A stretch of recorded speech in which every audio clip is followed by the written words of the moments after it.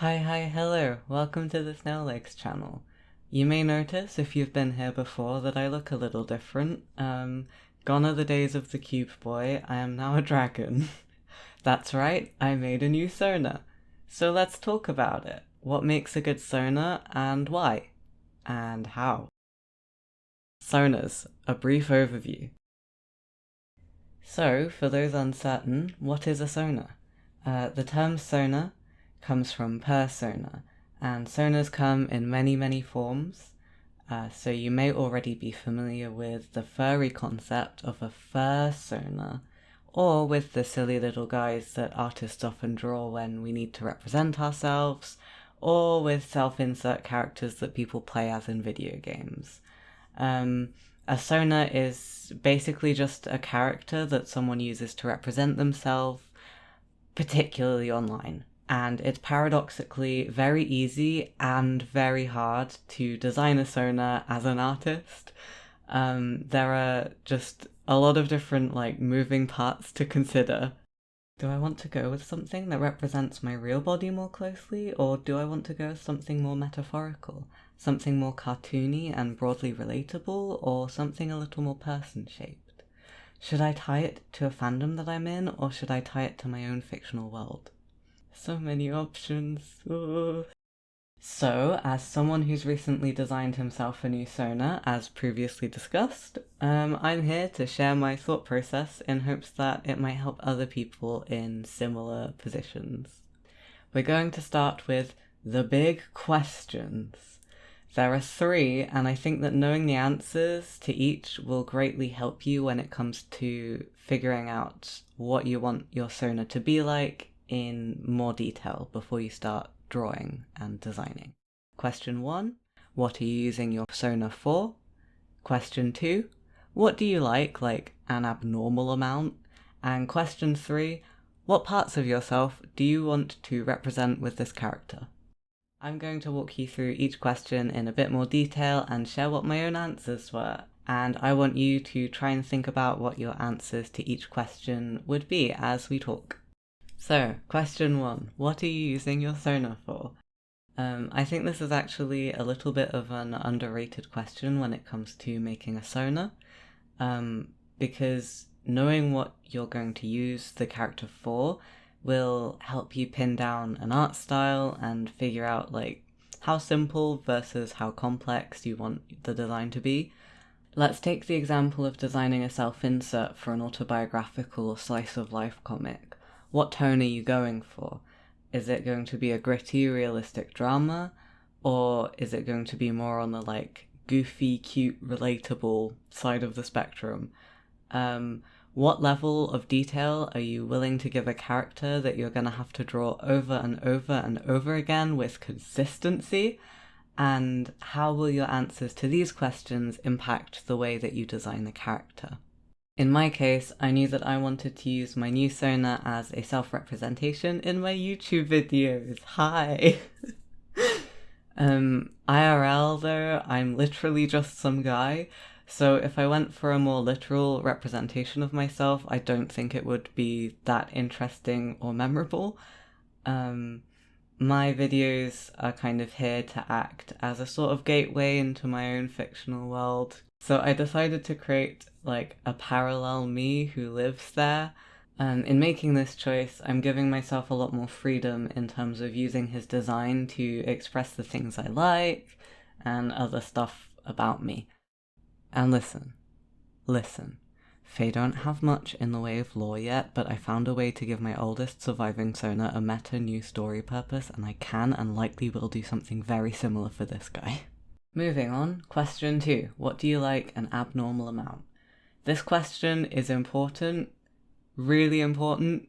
I don't know if I can stress how important it is enough, but I strongly believe that linking your sona to things that you deeply like and enjoy is key to connecting to them as a form of self-representation and self-expression.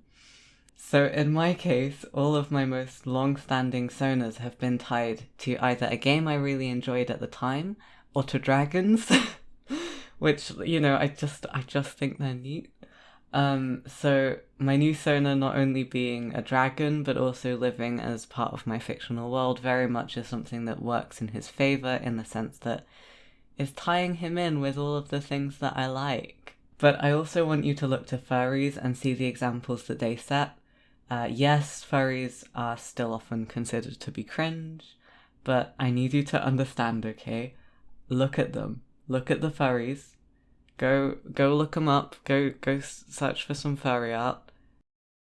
They are having an absolute blast, okay? They're having a great time. We need to take a leaf out of their books and be like unapologetically self-indulgent and unapologetically sincere and like just have a blast, just have fun, because this is a character for you first and foremost. So, you know, make them a sparkle dog, make them a Mary Sue, have fun with it. You can do whatever you want forever. I'm dead serious. So that leaves us with question 3. Which parts of yourself do you want this character to represent? Being a person, and likely a creative one if you're watching this video, you probably have a myriad of different hobbies, interests, likes, and dislikes. Some of them are probably even in contradiction to each other. So it may be helpful when you're sort of deciding on a sona to focus in on 1 or 2 parts of yourself. For example, my new sona kind of represents my love for soft fantasy, for creating art I enjoy, the part of me that loves dragons and the wind, the me that curls up in a nest of fluffy blankets after a late night and does not want to leave them in the morning. That's not reflective of everything that makes me me, but it's some of the vibes that I'm putting into the character and that often come to the forefront when I'm like creating things. Let's contrast him with my old sona. My old sona is largely a representation of how much I liked Minecraft when I made him. He's about having fun and being a bit silly, and you know, he kind of represents time spent exploring alone with my own thoughts and time spent building and playing with friends. And I designed him to be easy and fun to doodle. And that got a little abstract, but hopefully you're kind of understanding what I'm trying to say. It's worth noting here as well that you can have more than one sona. Like, I will reiterate, you can do whatever you want forever.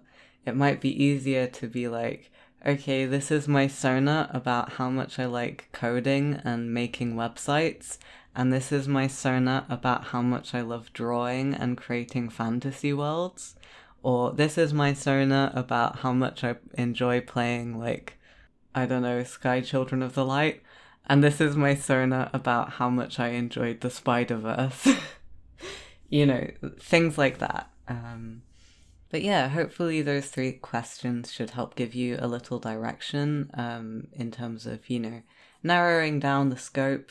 A sona is quite broad, really. It can be literally anything you want. You could probably have like a literal rock with a face on it and call that a sona. Like, just be a pebble. Like, you can do that if you want. I'm not actually going to talk too much about the character design side of things in this video. Because for me, when I design a personal character like this, I tend to just kind of doodle about a bit until I find elements I like, mash them all together, change things I don't like, etc. It's all very iterative, and I tend to prefer to let the design kind of just evolve as I'm drawing it. In a case like this, it was all pretty easy because I already had a reasonably clear idea of what I wanted to create before I started drawing. You know, I had my answers to the big 3. But if you'd like me to sort of talk about character design in more depth on this channel sometime, let me know in the comments. Particularly if there's like a specific thing you want my opinion on, I guess. Now, this is where I talk about the difficult thing about making a sona to represent yourself. We've explored the big questions and found a direction to take our sona in. We know why we're making them, what we like, and what our sona is there to represent. Maybe you've even drafted up a few designs. But there's one final hurdle, and that's that nothing seems to stick. And again, this is what's hard about designing sonas. designing a sona that will last is really difficult. It's hard because you have to know yourself well in order to express it well. It's hard because how can you possibly know whether your future self will still relate to the current you's self-expression in the same way? I mean, they probably won't, right? Over my many, many years as an OC artist, I've seen lots and lots of people struggle with this, and I've struggled with it too. Like, I'm here making this video because I recently made a new sona myself, remember? But I think the only solution that I can offer to this conundrum is this, and it's that you have to be a bit okay with change and uncertainty. Because maybe you'll change, and maybe your sona will change with you. Maybe you'll change and your sona will be left behind as a sort of time capsule, like a memory of a different self. But because there's no way to know what you'll be like in the future, I think you just have to act on what you like and how you feel in the present. Because change will come. It might come in days, it might come in weeks, it might come in months, it might come in years. And you just have to trust your future self to take it in stride and to do what's best for them. Thanks for watching. I hope this video was entertaining and maybe even somewhat helpful. If you want to see more of my work, please consider heading over to my website or my itch.io page for lots and lots of comics and zines. Oh yeah, and if you want more videos from me, subscribe. I'll be trying to put them out more regularly from here on out. Have a lovely day. Bye!